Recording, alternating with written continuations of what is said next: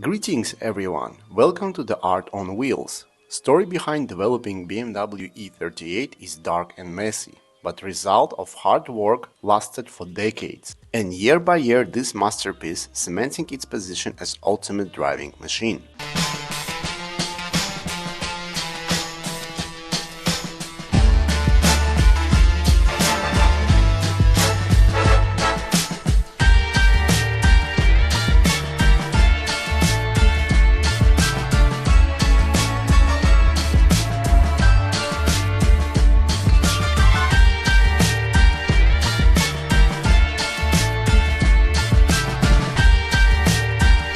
This car is like Mike Tyson in boxing world. This car is an actual James Bond car that died like American soldier in every American blockbuster. During production of that movie, producers threw this car around harder than drunk father throws his kids during 2 a.m. family wrestling practices. It is perfect vehicle for people who love extorting money by burning E38s, but then they realize that this is such a beautiful car and you cannot burn it, so criminals usually decide to just steal it. And then, because of a stupid friend on W210, they accidentally kill FSB agent and then they run away to a rural area in Russia. And then everybody dies except that stupid friend that started all that mess. And he gets the BMW E38. It is a movie car that somehow always as important as actors or given bigger roles than the main characters in the movie. It is a wet dream for any 35-year-old man with broken life. BMW E38 today is not considered to be a car. Today it's a recreational vehicle that heals damaged souls of middle-aged men that gave up on their life after their belly became so big that they stopped seeing their most vital and most favorite organ on their body. Development of E38 began in 1988. In 1991, design of E38 was almost finished, but BMW put hold on approving the design because of a new Lexus LS. Weirdly, but BMW considered major threat the new Lexus LS. At the same time, they didn't care about the new W140, and that is very strange for me. Also, one of the lead designers, Mr. Klaus Luthe, stabbed his 33-year-old son that unfortunately was a drug addict and during family dinner, and he was sentenced to 33 months in prison. After he served his sentence, he worked with BMW only as an independent consultant. Mr. Klaus Luthe was working on such great projects as BMW E30 and E31 and E36. During development process, design department and engineer departments were always arguing with each other and had difficulties in communication. And you can feel that passion and anger and hate and love in the magnificent look of this wonderful car. Even with all those shenanigans in BMW department, E38 was not delayed and delivered not only on time but little bit earlier than expected. At the end of the 1991, prototype shots were introduced to general public and in 1994 sales began. You never expect this car to look so good. It looks like it has perfect balance. It is planted to the ground better than the tiger planned his body before jumping and killing his prey. There are so many beautiful lines and shapes and forms all in one car. And you cannot choose your favorite part about this car because every angle is perfect. Front has perfect proportions of kidney grills and headlights. Shape, size and distance between them is iconic. Side of the car looks very low, but somehow inside of the interior there is a lot of room and headspace and you feel very comfy. Even the short wheelbase looks long and respectable. Back of the car has the same perfection. Trunk line and tail lights are synchronized in one picture. Picture that delivers you more pleasure than toxic 23-year-old art teacher that has daddy issues. Drag coefficient of all that beauty was just 0.32, same as W140. If you're a subscriber of my channel, you already know that I'm a huge fan of W140. My heart and soul belongs to this huge square creature, and it pains me to admit it that BMW E38 has much more style and presence in it, and it's more beautiful car than W140. For me, E38 is best looking luxury sedan that came from Germany. Nothing comes even close to it. Well polished, black or dark blue or silver E38 is like a shark on asphalt. It is a savage animal that kills for fun. It hugs the road with its presence. I love how It controls the road, not the other way around. Looks of E38 are perfect in video, in pictures. When you see it in real life, you are speechless. Describing design of E38 is a very difficult task. Imagine a modest girl that has beautiful soul, warming eyes, smells so good that you want to stand near her as long as possible. She's smart, funny, honest. Every time she looks at you, you feel happy and light in your feet. And this is how you feel like when you look at the car. When it came out, it was most advanced car in Europe. First car in Europe to offer satellite navigation, and in 1997 it was the first car with side airbags. And it was the last BMW 7 Series with the manual gearbox. In total, 335,000 units were built. W140 did sell a little bit more, approximately 100 units more, but Mercedes never offered what BMW did in their E38. Driving E38 is a unique experience. Handling is light, but at the same time, you do feel weight of the car. You never want to get the back seat, you have zero desire to do that. Steering wheel, gear shifter, vents and dashboard is slightly looking at you and ready for your transaction with them. They are craving for your attention. Interior is big and spacious, but at the same time it's very cozy. Seats hugging you, telling you to relax, but not too much, because you are in BMW and you must drive it with pleasure. And when you drive it, you actually feel that.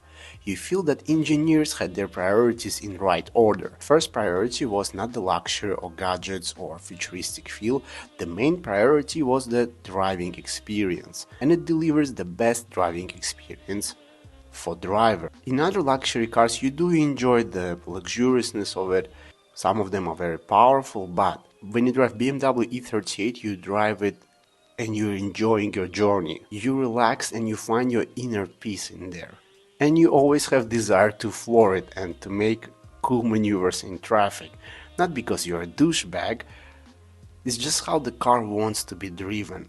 I drive cars more than 20 years and in my nature I'm a very slow driver.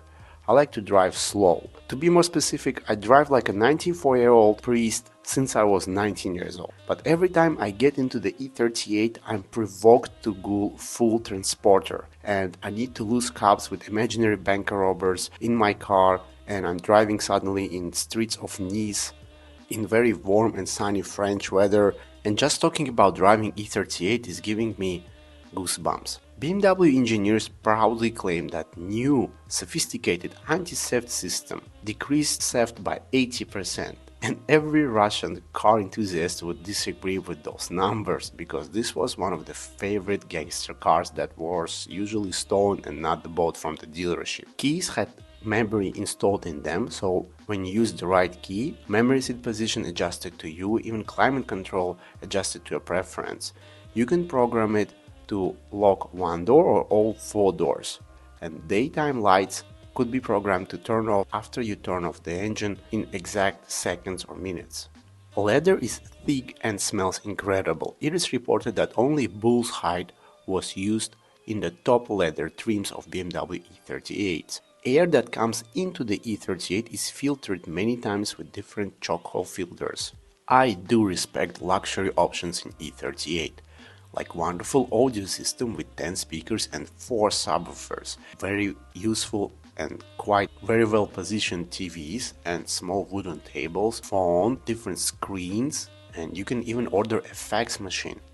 But for me, they have no meaning in this car and no use at all, because you buy this car to drive it and not sit at the back and do stupid business stuff. Under hood we had incredible engines.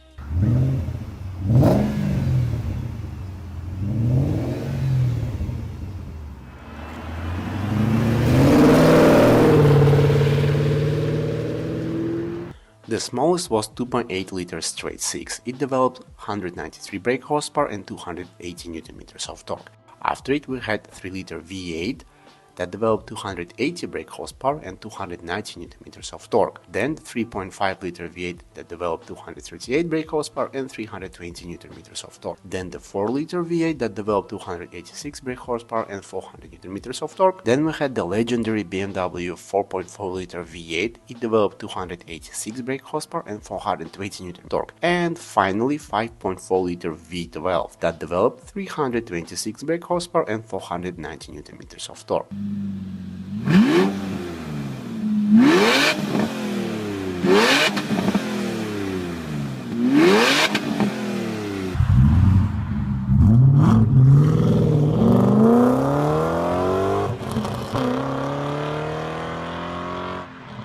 0 to 100 in the smallest engine happened in the 8.2 seconds, and in B12, 0 to 100 time was in 6.6 seconds.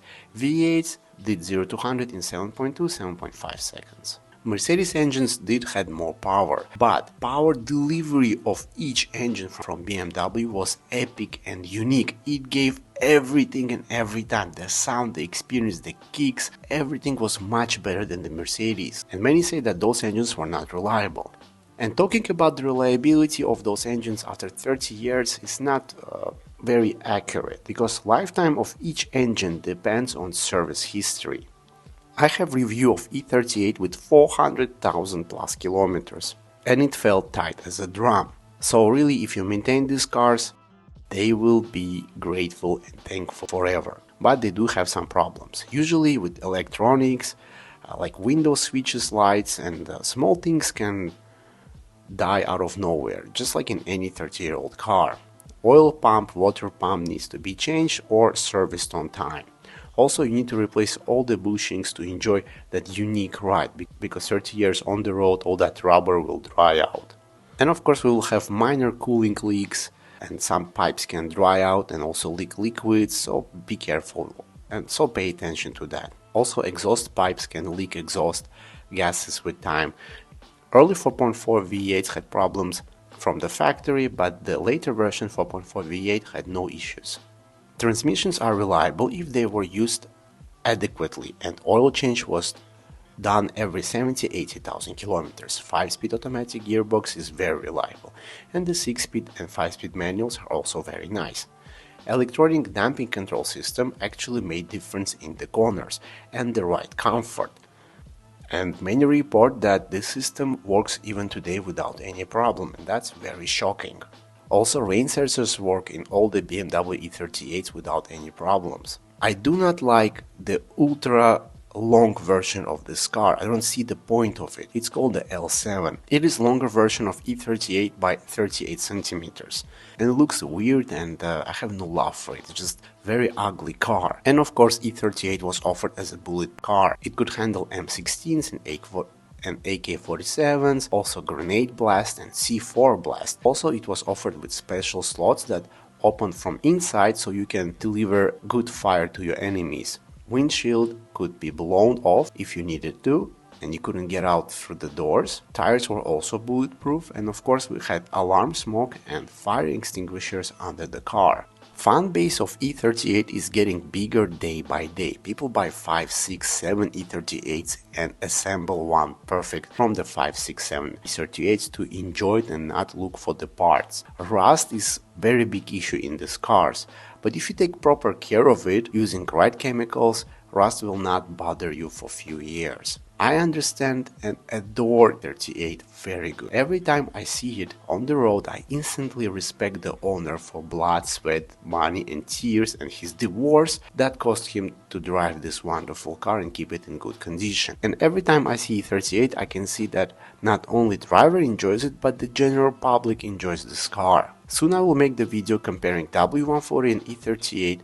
So subscribe to my channel and let me know what is your personal experience with E38 and which one is your favorite. Take care and bye bye.